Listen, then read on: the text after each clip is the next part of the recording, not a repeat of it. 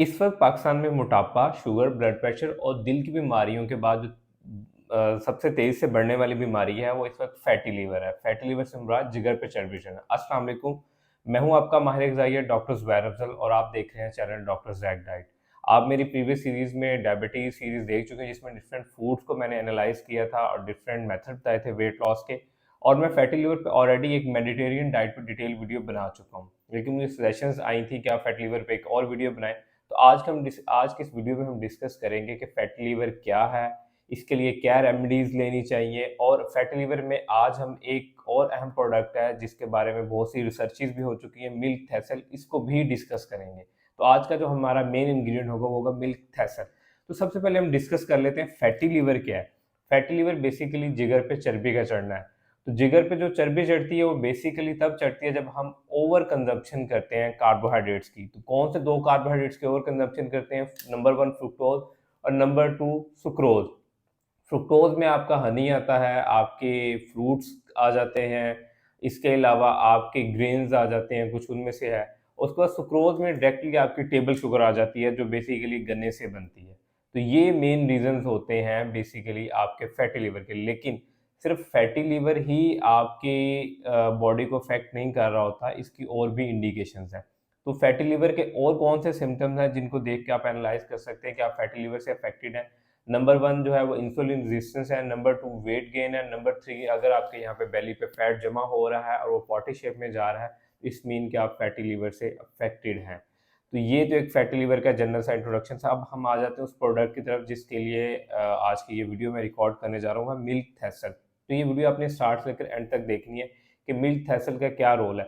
Milk थैसल basically क्या है कि सिलिमन मेरिनन एक बेसिकली हर्ब है जो आज से 2000 साल पहले की यूज़ हो रही है। इसको एज अ प्रोटेक्टिव हर्ब भी यूज़ किया जाता है, इसको मेडिकल ड्रग के तौर पे भी यूज़ किया जाता है, इसको थेरेपेटिक ड्रग के तौर पे भी यूज़ किया जाता है। इसके ऊपर ऑलरेडी बहुत सी रिसर्चेज भी हो चुकी हैं। जी, तो हम बात कर रहे थे मिल्क थर्स्टाइल की। मिल्क थर्स्टाइल का जैसे मैंने बताया कि ये एक बेसिकली हर्ब है। तो इसके अंदर जो एक्टिव इंग्रेडिएंट है वो सिलिमन मेरिनन होता है और इसका जो मेन जो एक्टिव इंग्रेडिएंट्स है वो इसके सीड्स में पाया जाता है। आज से 2000 पहले की ये बेसिकली हर्ब यूज़ हो रही है डिफरेंट मेडिकल प्रॉपर्टीज़ की वजह से। लाइक इसको फैटी लिवर में भी यूज़ किया जाता रहा है, इसको कैंसर एंटी कैंसर प्रॉपर्टीज़ होने की वजह से कीमोथेरेपी में भी यूज़ किया जाता रहा है, इसको स्नेक बाइट में भी यूज़ किया जाता रहा है। ये इसके प्रीवियस ट्रैक रिकॉर्ड्स हैं जिसमें यूज़ करता रहा है। इसके अगेंस्ट जो फर्स्ट रिसर्च पब्लिश हुई थी वो 1997 में एक रिसर्च पब्लिश हुई थी जिसमें 48 जो पर्सन्स हैं उसके ऊपर ट्रायल किया गया था। और वो ये बेसिकली प्लेसेबो जो बेसिकली स्टडी थी, इसमें 48% जो थे उसमें अल्कोहलिक फैटी लिवर के पेशेंट थे और डायबिटिक के थे। तो इस स्टडी में उन्होंने एवेलुएट किया कि एक तो ब्लड शुगर लेवल्स जो हैं वो डाउन हुए थे और दूसरा जो फैटी लिवर्स के पेशेंट थे उसमें उनको काफ़ी इम्प्रूवमेंट्स नज़र आई थी। अराउंड अगर इसकी परसेंटेज देखी जाए तो अराउंड 3 to 9% जो है उन्हें इम्प्रूवमेंट आई थी।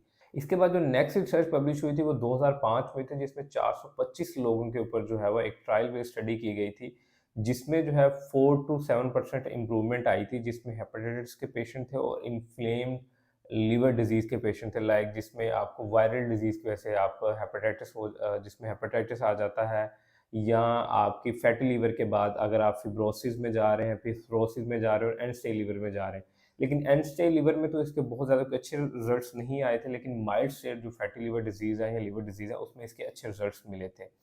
इसके बाद जो लास्ट इनकी स्टडी वो पब्लिश हुई थी वो 2011 में हुई थी जिसमें 18 पर्सन्स के ऊपर जो है वो नॉन अल्कोहलिक जो फैटी लिवर, पहली जितनी स्टडीज हुई थी वो अल्कोहलिक पे हुई थी, ये non alcoholic fatty liver patients पे हुई थी जिसमें जो इम्प्रूवमेंट है वो अराउंड कोई 30% इम्प्रूवमेंट आई थी। और ये जो स्टडी थी माइल्ड स्टेज के ऊपर थी। तो ये इसके ऊपर स्टडीज़ हुई हैं, लेकिन ये स्टडीज़ को बहुत ज़्यादा लार्जर स्केल पे नहीं हुई, शॉर्टर स्केल पे हुई हैं मिल्क थर्स्टाइल के ऊपर। अब आ जाते हैं मिल्क थर्स्टाइल की वो कौन सी प्रॉपर्टीज़ हैं जो फैटी लिवर में हेल्प आउट करती हैं। नंबर वन के ये एंटी इन्फ्लेमेटरी है, नंबर टू जो है ये हाई इन एंटीऑक्सीडेंट्स होता है, और नंबर थ्री ये एंटी फिब्रोटिक प्रॉपर्टीज़ होती हैं। जब आप फैटी लिवर से अफेक्टेड होते हैं, आपकी लीवर के ऊपर एक फैट की लेयर चढ़ जाती है, उसके बाद जो नेक्स्ट स्टेज होती है वो होती है लीवर फाइब्रोसिस की। उसमें क्या होता है कि लीवर टिश्यूज़ में स्कारिंग स्टार्ट हो जाती है। इसके बाद जो नेक्स्ट स्टेज होती है, जिसे हम एंड स्टेज लीवर भी कहते हैं, उसे सिरोसिस कहते हैं। ये वो स्टेज होती है जिसमें आप रिवर्सिबल नहीं हो सकते। तो जो मिल्क थर्स्टाइल है, ये सिर्फ़ फर्स्ट स्टेज जो है आपकी माइल्ड स्टेज, जिसे आप फैटी लिवर कह सकते हैं, सिर्फ उसमें ही एज अ प्रोटेक्टिव ड्रग के तौर पे काम कर सकता है। अदरवाइज इससे इसके कोई थेरेपेटिक इफेक्ट्स नहीं है कि आप इसको एंड स्टेज पे यूज़ करेंगे आपको बहुत से रिजल्ट्स मिलेंगे, नहीं। इसके बाद मिल्क थर्स्टाइल यूज़ करने के बाद आपको कौन कौन सी आपकी बॉडी में चेंजेस नज़र आई और कितनी डोज इसके लिए सेफ है। तो जो रिसर्चेज़ हैं उसमें जो पहली रिसर्च, जैसे मैंने 1907 की ज़िक्र की, उसमें 450 मिलीग्राम की जो है डोज़ पर डे दी गई थी, जिसमें शुगर लेवल्स में इम्प्रूवमेंट आई थी और लीवर एंजाइम्स में इम्प्रूवमेंट आई थी। ये एक स्टडी इसमें जो है वो इंडिकेट कर रही है कि इसके जो है वो 450 मिलीग्राम तक ये सेफ़ है। इसके बाद जो नॉन अल्कोहलिक फैटी लिवर और हेपेटाइटिस एंड स्टेज में जो डोज़ी दी गई थी वो 2100 मिलीग्राम थी, लेकिन इसमें कोई ख़ास इम्प्रूवमेंट नज़र नहीं आई थी। अगर हम रिसर्चेज़ के बेस पे डाटा देखें तो 400 मिलीग्राम तक जो है इसकी डोज़ पर डे सेफ़ और इफ़ेक्टिव नज़र आई थी। अब इसके फ़ायदे कितने हैं, कौन-कौन से ये फ़ायदे हमें दे सकती है, वो अब इनलिस्ट कर लेते हैं। अच्छा, इसमें जो फर्स्ट फ़ायदा है ये है कि ये आपकी इन्फ्लेमेशन, आपके जिगर की सोजिश कम करता है। दूसरे नंबर पे आपके ब्लड ग्लूकोज़ लेवल्स को कम करने में हेल्प देता है। नंबर 3 ये आपके ग्लूटाथायोन, जो बेसिकली आपकी बॉडी में पावर एंटीऑक्सीडेंट्स है, उसके लेवल्स को इंक्रीज़ करता है और आपकी बॉडी में जो है बाकी एसओडी नाम का एक और इन्फ्लेमेशन मार्कर होता है, उसकी जो है प्रोडक्शन, सॉरी, एसओडी नाम का एक और एंटीऑक्सीडेंट होता है, उसकी प्रोडक्शन को भी इनिशिएट करता है। इसको इन प्रीवियस हिस्ट्री और बहुत सी जगह पे रिसर्चेज़ में पाया गया कि स्नेक बाइट और पॉइज़नस जितने भी एलिमेंट्स हैं, उनको बॉडी से स्क्रीट आउट करने में भी हेल्प करता है। आपके लीवर बेसिकली एक पावर वाइटल ऑर्गन्स है और लीवर में जितने भी टॉक्सिन्स ऑर्गन्स हैं, उनको बॉडी से एक्सक्रीट आउट करने में ये हेल्प आउट करता है।